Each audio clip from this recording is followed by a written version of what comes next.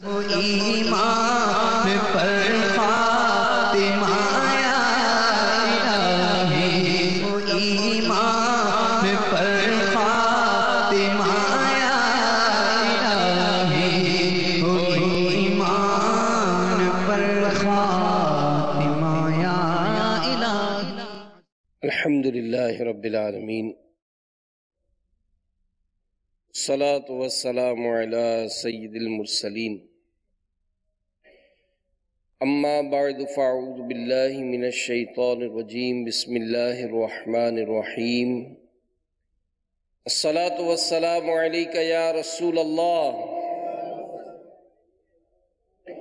وعلی آلک واصحابک یا حبیب اللہ،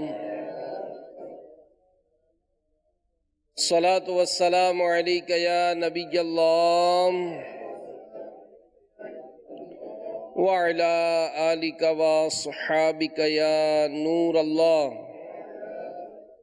ہمارے پیارے نبی مکی مدنی صلی اللہ تعالیٰ علیہ وآلہ وسلم کا فرمان ہے کہ تم اپنی مجلسوں کو مجھ پر درود پاک پڑھ کر آراستہ کرو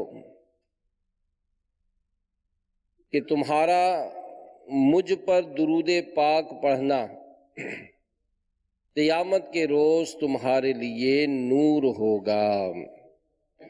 صلو علی الحبیب صلی اللہ تعالی علی محمد وعلی آلہ وصحبہ وبارک وسلم، صلاۃ و سلام علیک یا سیدی یا رسول اللہ۔ حضرت سیدنا اسلم رضی اللہ تعالیٰ عنہ فرماتے ہیں کہ حضرت سیدنا عمر بن خطاب امیر المومنین رضی اللہ تعالیٰ عنہ اکثر رات میں مدینہ منورہ کا دورہ فرماتے تھے تاکہ اگر کسی کی کوئی حاجت ہو تو اسے پورا کریں۔ ایک رات میں بھی ان کے ساتھ تھا۔ آپ رضی اللہ تعالیٰ عنہ چلتے چلتے اچانک ایک گھر کے پاس رک گئے۔ اندر سے ایک عورت کی آواز آ رہی تھی کہ بیٹی دودھ میں تھوڑا سا پانی ملا دو۔ لڑکی یہ سن کر بولی کہ امی جان، کیا آپ کو معلوم نہیں کہ حضرت عمر بن خطاب امیر المومنین رضی اللہ تعالیٰ عنہ نے حکم جاری فرمایا ہے کوئی بھی دودھ میں پانی نہ ملائے۔ ماں نے یہ سن کر کہا کہ بیٹی اب تو ہمیں عمر بن خطاب رضی اللہ تعالیٰ عنہ نہیں دیکھ رہے، انہیں کیا معلوم کہ تم نے دودھ میں پانی ملایا ہے یا نہیں، جاؤ دودھ میں پانی ملاؤ۔ لڑکی نے یہ سن کر کہا خدا کی قسم میں ہرگز ایسا نہیں کر سکتی کہ ان کے سامنے تو ان کی فرما برداری کروں اور ان کی غیر موجودگی میں ان کی نافرمانی کروں۔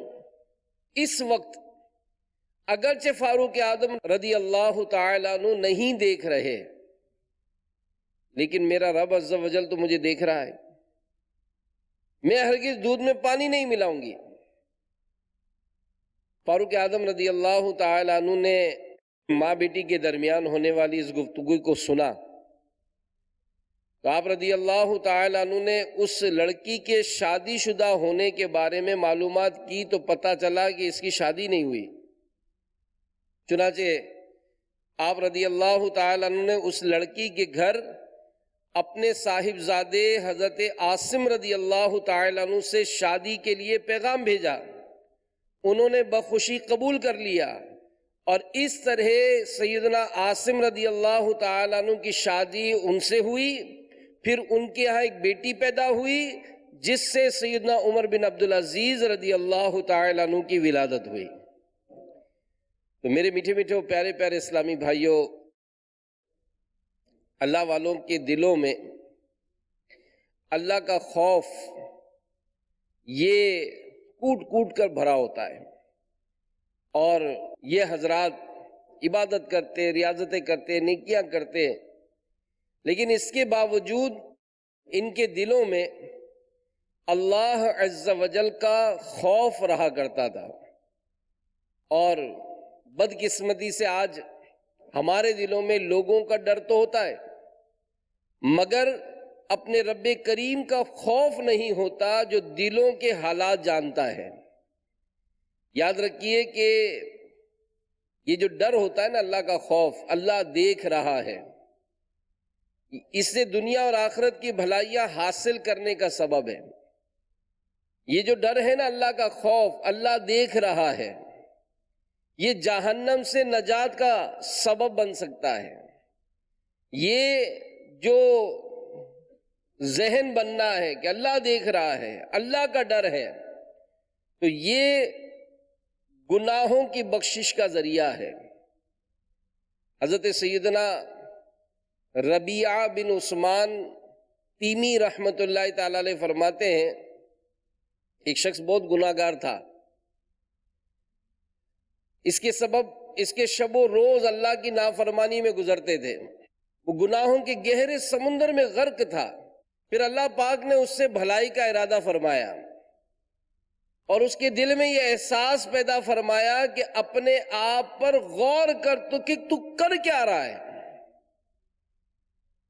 اور اللہ پاک جب اپنے کسی بندے کے ساتھ بھلائی کا ارادہ فرماتا ہے تو اسے احساس اور گناہوں پر شرمندگی یہ عطا فرماتا ہے، تو اس پر بھی اللہ نے کرم فرمایا اور اسے اپنے گناہوں پر شرمندگی ہوئی، غفلت کے پردے آنکھوں سے ہٹے، سوچنے لگا کہ بہت گناہ ہو گئے، اب مجھے اللہ کریم کی بارگاہ میں توبہ کر لینی چاہیے۔ چنانچہ اس نے اپنی زوجہ سے کہا، میں اپنے پچھلے تمام گناہوں پر شرمندہ ہوں اور اپنے گناہوں سے توبہ کرتا ہوں، اب میں کسی ایسی ہستی کی تلاش میں جا رہا ہوں جو اللہ کی بارگاہ میں میری سفارش کرے۔ اتنا کہنے کے بعد وہ شخص صحرا کی طرف چل پڑا۔ جب ایک ویران جگہ پہنچا تو زور زور سے پکارنے لگا، اے زمین تو اللہ پاک کی بارگاہ میں میرے لیے سفارش کرنے والی بن جا، اے آسمان تو میرا سفارشی بن جا، اے اللہ پاک کے معصوم فرشتوں تم میری سفارش کرو۔ وہ زاروں کی طرح روتا رہا اور اسی طرح صدائیں بلند کرتا رہا، ہر چیز سے کہتا کہ تم میری سفارش کرو، میں اب اپنے گناہوں پر شرمندہ ہوں، میں سچے دل سے توبہ کرتا ہوں۔ وہ شخص مسلسل اسی طرح پکارتا رہا، بالآخر روتے روتے بے ہوش ہو کر زمین پر گر پڑا۔ اس کی آہوزاری اور گناہوں پر شرمندگی کا یہ انداز اللہ کی بارگاہ میں مقبول ہو گیا۔ اللہ تعالیٰ نے اس کی طرف فرشتہ بھیجا جس نے اسے اٹھایا، اس کے سر سے مٹی وغیرہ صاف کی اور کہا کہ اے اللہ پاک کے بندے تیرے لیے خوشخبری ہے، تیری توبہ اللہ پاک کی بارگاہ میں قبول ہو گئی ہے۔ اس پر وہ بہت خوش ہوا اور کہنے لگا، اللہ کریم آپ پر رحم فرمائے، اللہ کریم کی بارگاہ میں میری سفارش کون کرے گا، وہاں میرا سفارشی کون ہوگا؟ فرشتے نے جواب دیا کہ تیرا اللہ پاک سے ڈرنا، تیرا اللہ پاک سے ڈرنا، تیرا یہی عمل اللہ کی بارگاہ میں تیری سفارش کرے گا۔ تو اے عاشقان رسول، اے عاشقان غوث پاک، ہم نے دیکھا کہ جب ایک نوجوان اپنے گناہوں پر شرمندہ ہو، اس کے دل میں خوف خدا پیدا ہو، تو اس نے اپنے تمام گناہوں سے سچی توبہ کر لی اور روز قیامت اللہ کریم کی بارگاہ میں اپنی سفارش کرنے والے کی تلاش میں نکلا، تو اللہ تعالیٰ نے ایک فرشتے کے ذریعے سے توبہ قبول ہو جانے کی خوشخبری سنائی۔ تو یقیناً جن خوش نصیبوں کو صحیح معنوں میں اللہ پاک کا خوف نصیب ہو جائے، وہ ہر حال میں اللہ پاک سے ڈرتے ہیں اور گناہوں سے بچنے کی کوشش کرتے ہیں، تو اس کے انعام میں اللہ پاک ان پر عطاؤں کی بارشیں فرما دیتا ہے۔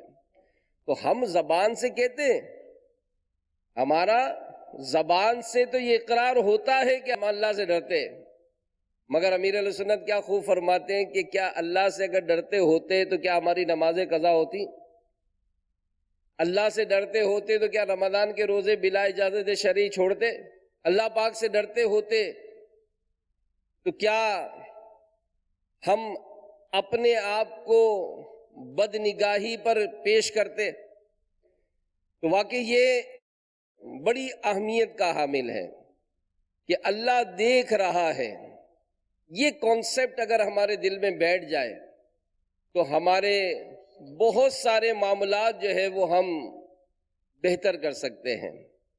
اور یہ خوف جو ہے نا، یہ خوف یہ اخروی نجات کے لیے بڑی اہمیت کا حامل ہے، کیونکہ عبادات کی بجا آوری اور ممنوع چیزوں سے باز رہنے کا عظیم ذریعہ، یعنی جو چیزیں اللہ تعالیٰ کی طرف سے منع ہے کہ بھئی ان چیزوں سے بچنا ہے، اللہ پاک کی رحمت بن کر دنیا میں تشریف لانے والے ہمارے پیارے نبی، اللہ کے آخری نبی صلی اللہ تعالیٰ علیہ وآلہ وسلم نے ارشاد فرمایا کہ حکمت کی اصل اللہ پاک کا خوف ہے. یہ خوف خدا کیا ہے؟ خوف خدا کیا ہے؟ سنیے، امام محمد غزالی رحمۃ اللہ تعالی علیہ فرماتے ہیں کہ خوف خدا سے مراد یہ ہے کہ اللہ پاک کی بے نیازی، اس کی ناراضی، اس کی گرفت اور اس کی طرف سے دی جانے والی سزاؤں کا سوچ کر انسان کا دل گھبراہٹ میں مبتلا ہو جائے. اور امیر اہل سنت دامن برکاتہم العالیہ فرماتے ہیں کہ خوف خدا سے مراد یہ ہے کہ اللہ کی خفیہ تدبیر، میرے بارے میں اللہ کی کیا خفیہ تدبیر ہے، اس سے ڈرنا. اس کی بے نیازی، اس کی ناراضی، اس کی گرفت یعنی پکڑ، اس کی طرف سے دیے جانے والے عذابوں، اس کے غضب، اس کے نتیجے میں ایمان کی بربادی وغیرہ سے خوف زدہ رہنے کا نام جو ہے یہ خوف خدا ہے. زبان قول سے کہتے ہیں، لیکن جو ہمارا حال ہے وہ اس سے مختلف ہوتا ہے. ہم اپنی زندگی یوں گزار رہے ہوتے جیسے ہم کسی سے ڈرتے نہیں ہیں. یاد رکھیے کہ خوف خدا یہ مومنین کی لازمی صفات میں سے ہے. اللہ پاک نے قرآن کریم میں متعدد مقامات پر اس صفت کو اختیار کرنے کا حکم فرمایا ہے. چنانچہ پارہ 5 وَلَقَدْ وَصَّيْنَا الَّذِينَ أُوتُوا الْكِتَابَ مِن قَبْلِكُمْ وَإِيَّاكُمْ أَنِ اتَّقُوا اللَّهَ، اور بے شک تاکید فرما دی ہے ہم نے ان سے جو تم سے پہلے کتاب دیے گئے اور تم کو کہ اللہ سے ڈرتے رہو.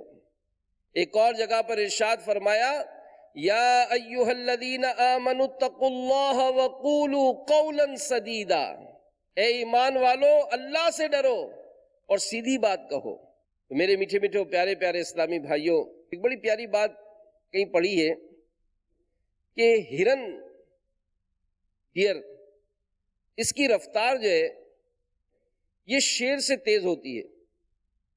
جو کیلکولیشن ہے وہ یہ بتاتی ہے کہ ہرن کی رفتار یہ شیر سے تیز ہوتی ہے. یعنی یوں کہا گیا کہ ہرن کی رفتار تقریباً 75 کلومیٹر فی گھنٹہ دوڑتا ہے، جبکہ شیر کی زیادہ سے زیادہ رفتار یہ 65 کلومیٹر فی گھنٹہ ہوتی ہے.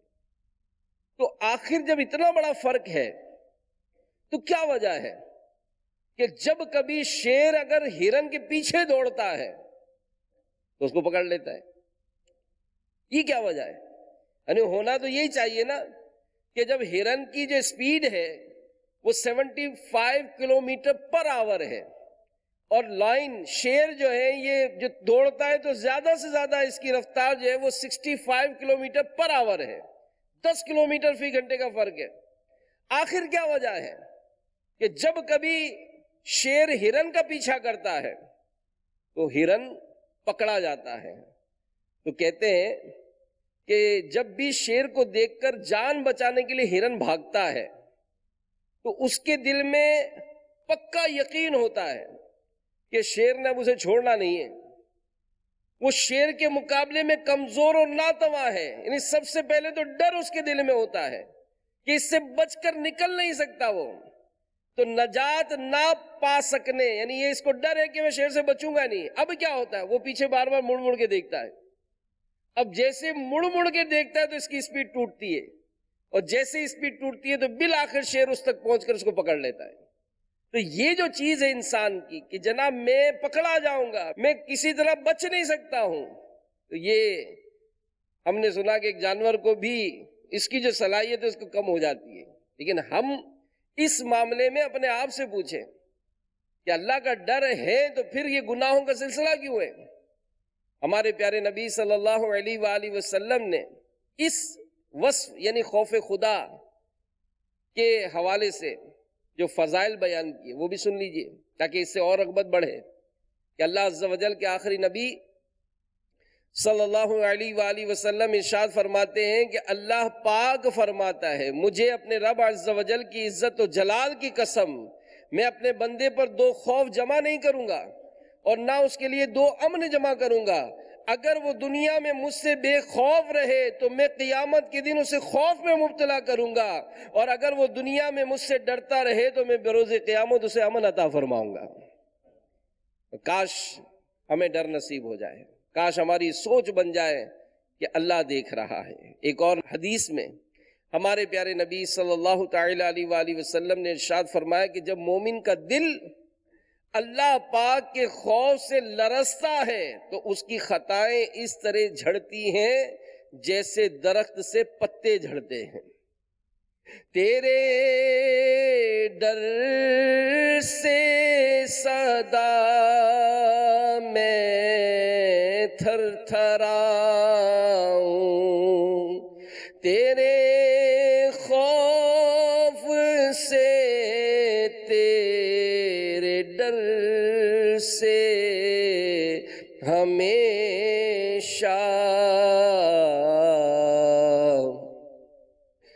میں تھر تھر رہوں کانپتا یا الہی، میں تھر تھر رہوں کانپتا یا الہی۔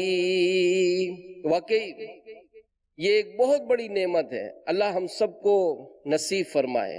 اور یاد رہے کہ قبر و حشر اور حساب و میزان کے حالات سنے، پڑھ لیے، چند آہیں بھر لیں یا اپنے سر کو چند بار ادھر ادھر پھیر لیا، کف افسوس مل لیا، چند آنسو بہا لیے، یہ کافی نہیں، بلکہ اس کے ساتھ خوف خدا کے عملی تقاضوں کو پورا کرتے ہوئے گناہوں کو چھوڑ دینا اور اطاعت الہی میں مشغول ہو جانا، یہ ضروری ہے، یہ ضروری ہے۔ کہ نگران شورا نے بڑی پیاری بات فرمائی کہ ہم گناہوں کا معاملہ سن کر، ایسے بیانات سن کر ہم خوف زدہ ہو جاتے ہیں، توبہ بھی کر لیتے ہیں، مگر پھر گناہوں میں مبتلا ہو جاتے ہیں۔ ایسا کیوں ہے؟ تو بڑی پیاری مثال دی کہ اگر کوئی نہا دھو کر، صاف کپڑے پہن کر، اپنے آپ کو سنوار کر جب وہ اپنے گھر سے نکلتا ہے تو کیا کبھی دیکھا ہے کہ مٹی اڑ رہی ہو اور وہاں جا کے وہ کھڑا ہو جائے؟ اس کے دل میں ہوتا ہے نا کہ ابھی تو میں نے اپنے آپ کو دھویا ہے، ابھی تو صاف ستھرے کپڑے پہنے، تو جہاں اس طرح کی گندگی ہوگی، آلودگی ہوگی، جائیں گے نہیں، کہ اس لیے کہ میں اپنے آپ کو دھویا ہے۔ تو اگر میں نے اپنے آپ کو گناہوں سے بچنے کا ایک ذہن بنایا، اللہ کی بارگاہ میں توبہ بھی کر لی اور اللہ کی بارگاہ میں رجوع کر لیا، تو اب ہمیں اس بات پر لازم ہے کہ ایسی جگہوں پر جانے سے بچیں کہ جہاں اپنے آپ کو گناہوں میں مبتلا ہونے سے ہم بچا نہیں سکتے۔ یہ بہت ضروری ہے میرے میٹھے میٹھے اسلامی بھائیوں، لیکن بدقسمتی سے ایسا ہے نہیں۔ اور کاش اللہ تعالیٰ ہمیں اپنا ڈر اور خوف نصیب فرمائے اور ہم اپنے گناہوں پر ایک کاش کے آنسو بہانے والے بن جائیں، کاش ہم آنسو بہانے والے بن جائیں کہ واقعی یہ بہت بڑی ایک نعمت ہے کہ جو نصیب ہو جائے، اور یہ نصیب میں لانا ہے تاکہ ہم اپنے آنے والی نسلوں کی بقا کر سکیں۔ یعنی ایک باپ ہے، اگر وہ نیک اور پرہیزگار نہیں ہے، متقی نہیں ہے، اس کا یہ اثر جو ہے اس کی فیملی پر پڑے گا، فیملی پر پڑے گا۔ اگر وہ استاد ہے، استاد اگر تقوی اور پرہیزگاری اختیار نہیں کرتا، اس کی یہ بدحالی جو ہے یہ اس کے شاگردوں پر اثر پڑے گی، کیونکہ والدین اور استاد یہ رول ماڈل ہوتے ہیں، رول ماڈل ہوتے ہیں، اور ہماری نسلوں کے لیے ان کا متقی اور پرہیزگار ہونا بہت ضروری ہے کہ اگر باپ سگریٹ پی رہا اور بیٹے کو کہے کہ سگریٹ نہ پیا کرو، آپ بتائیں کہ اب بیٹا سگریٹ پینے سے بچے گا؟ ہو سکتا ہے آپ کے سامنے نہ پیے لیکن اکیلے پیے گا۔ تو ہم اگر نیکی کی طرف مائل ہوتے ہیں، علماء فرماتے ہیں کہ کسی بندے کا نیک ہونا یہ صرف اس کی ذات کو فائدہ نہیں دیتا بلکہ اس کی نسل در نسل کو فائدہ دیتا ہے۔ آج کل کے حالات میرے میٹھے میٹھے اسلام بھائیوں ہمارے سامنے ہیں۔ گناہوں سے بچنا یہ بہت مشکل ضرور ہے مگر ناممکن نہیں کہ ہم اپنے آپ کو نیکیوں کی طرف لائیں، راغب ہوں۔ اگر کسی کے گھر میں کوئی نہیں ہے نیکی کی طرف، وہ خود تو ہمت کرے نا، وہ کہے میں تو باپ نہیں ہوں نا بھائی، میں تو بیٹا ہوں، میرے والدین ایسے کرتے ہیں، میرے گھر والے ایسے کرتے ہیں، تو آپ ہمت کریں۔ ہو سکتا ہے کہ آپ کی نیکوکاری ان کو بھی نیکی کی طرف لے آئے، ہو سکتا ہے آپ کی نیکوکاری آپ کے بھائی بہنوں کو سنتوں کے راستے پر چلنے کا ایک ذریعہ بن جائے۔ تو اے کاش کہ اس طرح ہمیں یہ سوچ نصیب ہو جائے، اور اگر ہم چاہتے ہیں کہ گناہوں سے بچنے والے، نیکیاں کرنے والے بن جائیں اور اللہ کریم ہمیں خوف خدا کی لازوال دولت سے مالا مال فرمائے، تو اس کا ایک طریقہ یہ بھی ہے کہ خوف خدا رکھنے والے بزرگان دین کے اقوال، ان کے واقعات کو سنیں، پڑھیں اور ان میں غور و فکر کرنا اپنی عادت میں شامل کر لیں۔ آئیے چند بزرگان دین کے فرامین سنتے ہیں اور دیکھتے ہیں کہ یہ حضرات خوف خدا سے کیسے تھر تھر کانپتے ہیں۔ امیر المومنین سیدنا عثمان غنی رضی اللہ تعالیٰ عنہ نے فرمایا کہ اگر مجھے جنت و دوزخ کے درمیان کھڑا کیا جائے لیکن مجھے یہ پتہ نہ ہو کہ مجھے کس طرف جانے کا حکم ہوگا، تو میں یہ پسند کروں گا کہ راکھ ہو جاؤں اس سے پہلے کہ مجھے کسی طرف جانے کا حکم سنایا جائے۔ ایک اور قول سنیے، سیدنا عبداللہ بن مسعود رضی اللہ تعالیٰ عنہ کا وقت وصال قریب آیا، کسی نے عرض کی مجھے کچھ وصیت ارشاد فرمائے۔ ارشاد فرمایا میں تمہیں اللہ کریم سے ڈرنے، اپنے گھر کو لازم پکڑنے، اپنی زبان کی حفاظت کرنے اور اپنی خطاؤں پر رونے کی وصیت کرتا ہوں۔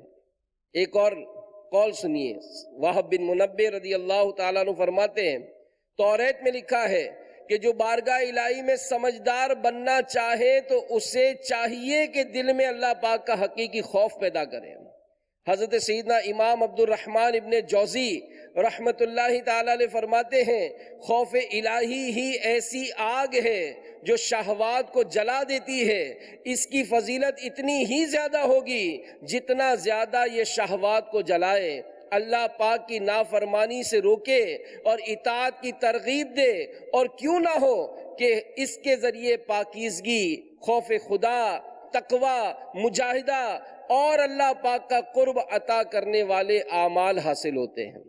خوف خدا ہوگا تو ہی نمازوں کی طرف رغبت ہوگی نا کہ میری نماز نہیں چھوڑنی چاہیے، ورنہ آج نمازی بھی ایسے اگر دوستوں کے ساتھ بیٹھتے ہیں جو بے نمازی ہوتے ہیں تو ہونا تو یہ چاہیے تھا کہ نمازی اپنے ان بے نمازیوں کو نماز کی طرف لے جاتا، لیکن ایسی آفت ہے کہ نماز پڑھنے والا اگر بے نمازیوں کے ساتھ کسی طرح بیٹھتا ہے تو وہ اپنی نماز بھی قضا کر ڈالتا ہے۔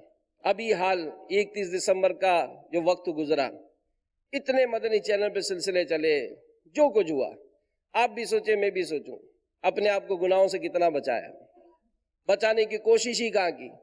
نہیں ہم بچ جائیں گے، ہم ہو جائے گا۔ پھر کیا ہوا؟ وہی گیدرنگ، وہی آنا جانا، وہی ڈھول تماشے، وہی فائرنگیں، وہی آتش بازی، وہی ہلڑ بازی۔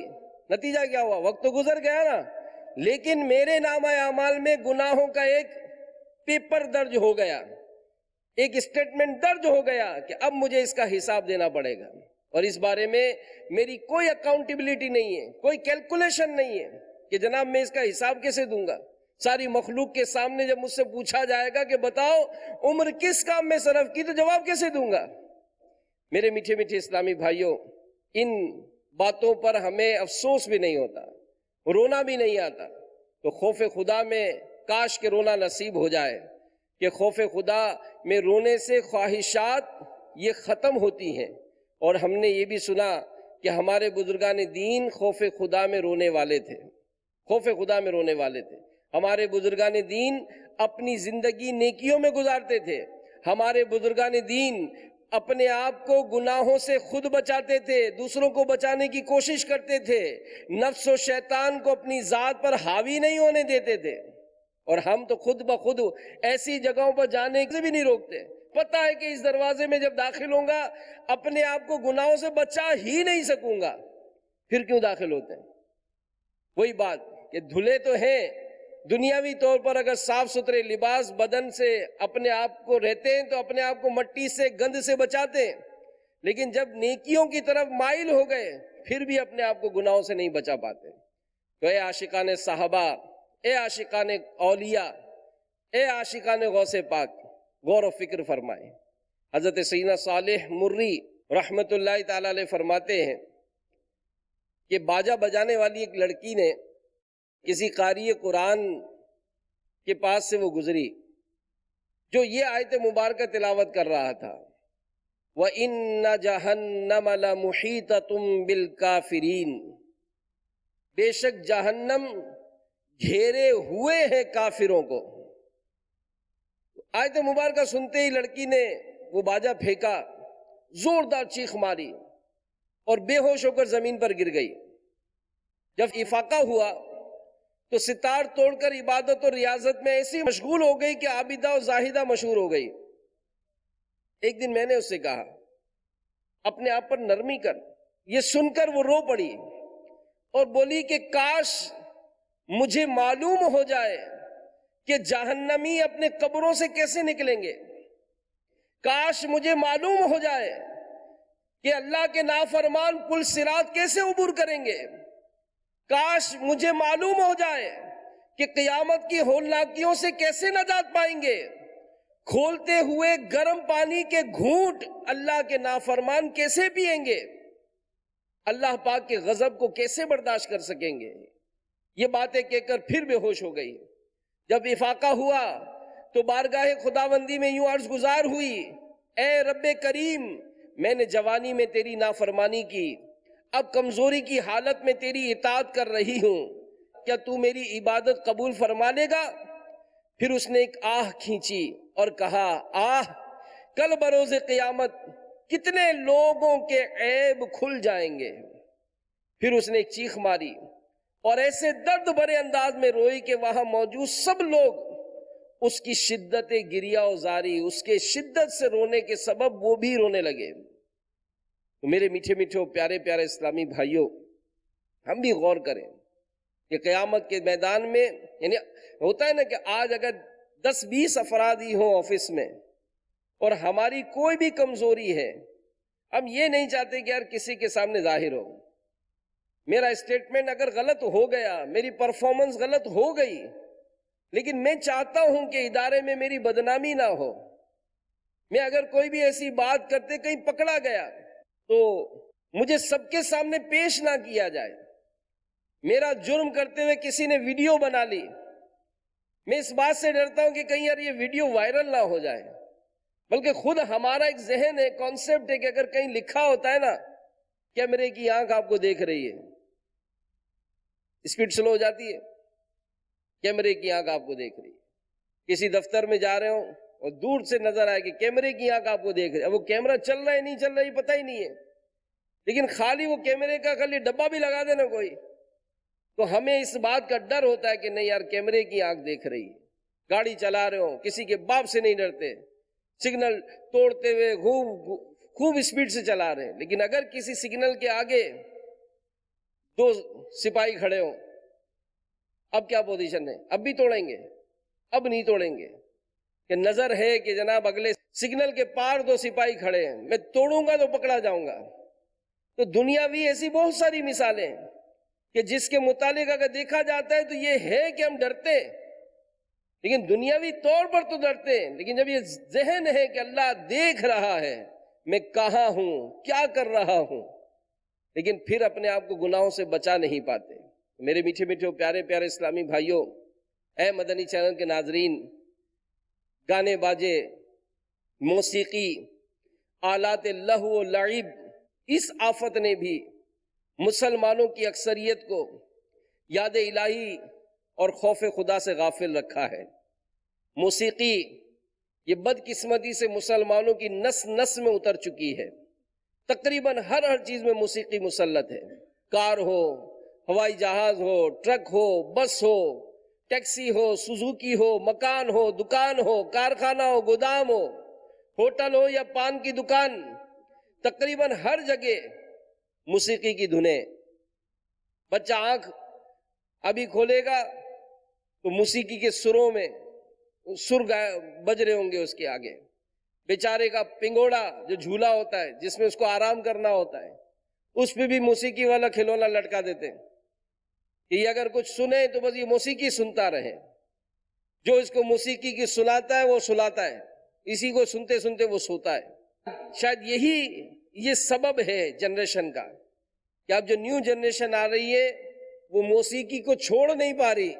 شاید اس کی وجہ بھی یہی نظر آتی ہے کہ بچپن سے ہی جیسے انہوں نے کان ان کے مطلب سننے کی سماعت شروع ہوئی، موسیقی ہی سنی ہے. ماں باپ نے کوئی بھی کھلونا ان کو دیا تو موسیقی ہی دی ہے. اگر پہننے کو جوتا دیا وہ بھی موسیقی والا ہی دیا. ٹفن باکس بھی دیا وہ بھی موسیقی والا ہی دیا. اسکول بیگ دیا وہ بھی موسیقی والا ہی دیا. کوئی اچھا پین گفٹ کیا وہ بھی موسیقی والا ہی دیا. کوئی گھڑی پہننے کو دی وہ بھی موسیقی والی ہی دی. غور کریں، یہی تقریباً ہمارے یہاں کا کلچر آج یہی نظر آتا ہے. تو میرے میٹھے میٹھے اور پیارے پیارے اسلامی بھائیوں، کیسے بچ سکیں گے کہ موسیقی، یاد رکھیے یہ شیطانی ایجاد ہے.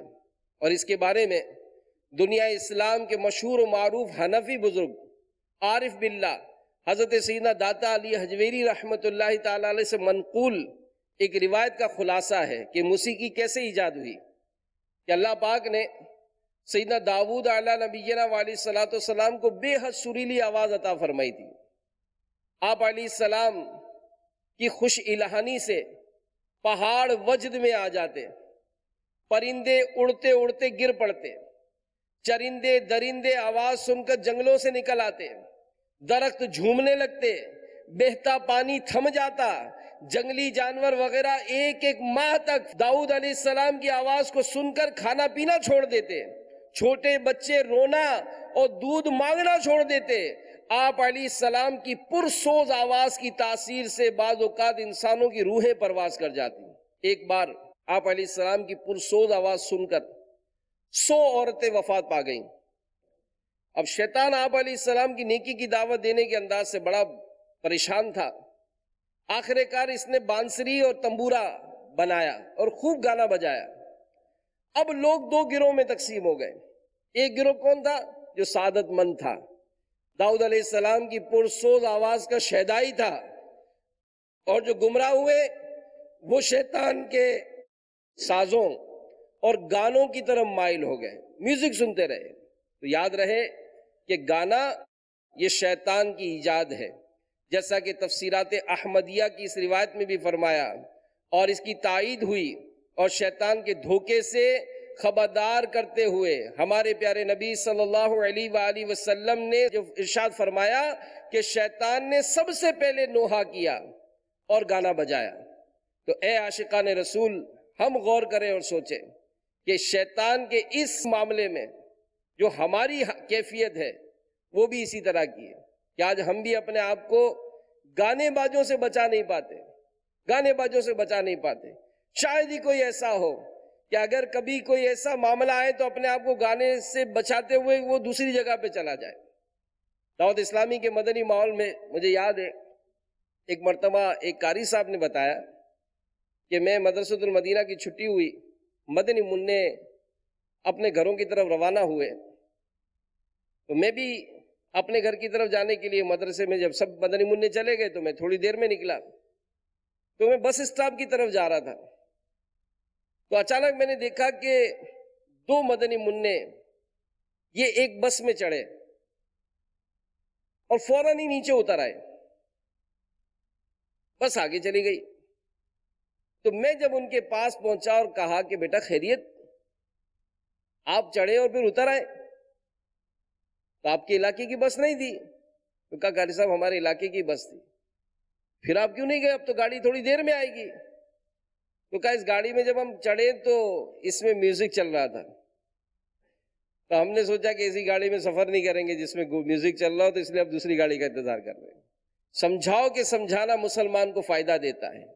تو کبھی کبھی ایسا بھی ہو نا کہ ہم بھی تو کوئی ایسا فیل کرے نا کہ جس کو سن کر ہمارے بچے، ہمارے گھر والے، ہمارے متعلقین جو ہماری تربیت میں ہیں وہ ان چیزوں کو حاصل کریں۔ اور یاد رکھیے گانے باجے یہ کیسے آفت پھیلاتے ہیں۔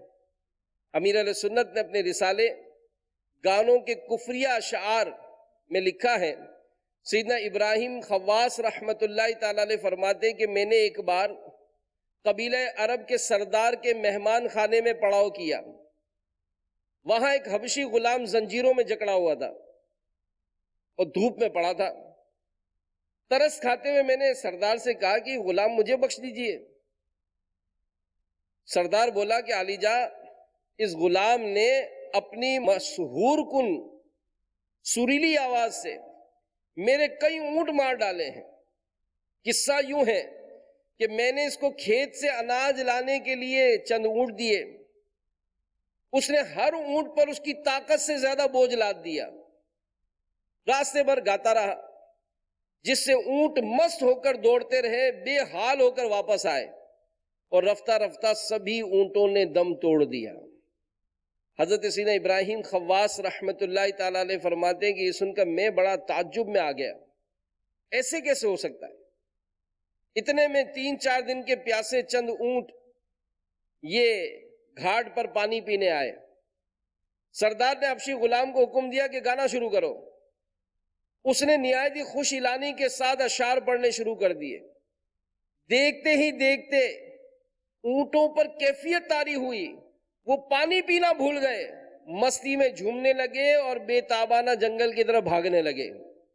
اس کے بعد سردار نے غلام کو بخش کر مجھے آزاد کر کے مجھے بخش دیا۔